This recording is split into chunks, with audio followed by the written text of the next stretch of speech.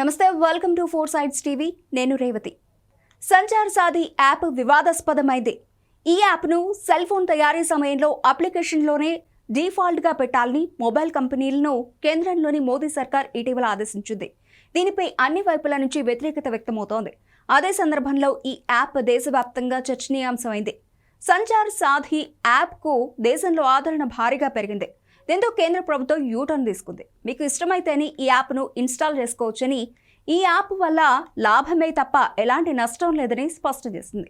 కొత్త మొబైల్ ఫోన్లలో ప్రభుత్వ యాప్ సంచార్ సాథీ అప్లికేషన్ డిఫాల్ట్గా ఉండాలని కేంద్ర ప్రభుత్వం నవంబర్ 27న ఆదేశించింది. యాపిల్ సహా అన్ని మొబైల్ కంపెనీలు భారత్లో విక్రయించి అన్ని సెల్ ఫోన్లలో దీన్ని పెట్టాల్సిందే అని తేల్చి చెప్పింది. ఇది ప్రభుత్వం రూపొందించిన సైబర్ సెక్యూరిటీ యాప్ అని పేర్కొంది. ఈ యాప్ను అన్ఇన్స్టాల్ చేసుకునే ఛాన్స్ లేకుండా చేయాలని కూడా సూచించింది. అయితే ఈ యాప్ ఇన్స్టాల్ను మొబైల్ యూజర్లు, మొబైల్ తయారీ కంపెనీలు వ్యతిరేకించాయి. ప్రతిపక్షాలు, గోప్యతావాదులు కూడా తీవ్ర అభ్యంతరం వ్యక్తం చేశాయి. దేశ ప్రజల గోప్యతకు ఆస్కారం లేదా అని నిలదీశారు.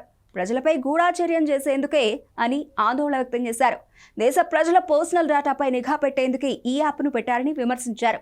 మోదీ సర్కార్ నియంతృత్వ పాలనకు ఇది నిదర్శనమని ఆరోపించారు. విపక్షాల ఆరోపణలు ఖండించిన కేంద్ర ప్రభుత్వం ఇది సైబర్ సెక్యూరిటీ యాప్ మాత్రమేనని, సురక్షితమైనదని, సైబర్ నేరగాళ్ల నుంచి ప్రజలను రక్షించడానికి రూపొందించిన యాప్ మాత్రమేనని స్పష్టం చేసింది. ఈ యాప్ను ప్రజలు ఎప్పుడైనా అన్ఇన్స్టాల్ చేసుకోవచ్చని తెలిపింది. మరోవైపు ఈ యాప్ను ఇన్స్టాల్ చేసుకుంటున్న వారి సంఖ్యలో భారీగా పెరుగుదల కనిపించిందని, ఒక్క రోజులోనే 6 లక్షల మంది ఈ యాప్ను డౌన్లోడ్ చేసుకున్నారని, దీంతో యాప్ అప్లికేషన్ను తప్పనిసరిగా ఇన్స్టాల్ చేసుకోవాలన్న ఆదేశాలను విత్డ్రా చేసుకుంటున్నామని ప్రభుత్వం ప్రకటించింది. మొత్తం మీద విపక్షాల నుంచి వచ్చిన ఒత్తిడికి కేంద్ర ప్రభుత్వం తలొగ్గి సంచార్ సాథీ యాప్ విషయంలో వెనక్కి తగ్గిందని విశ్లేషకులు అభిప్రాయపడుతున్నారు.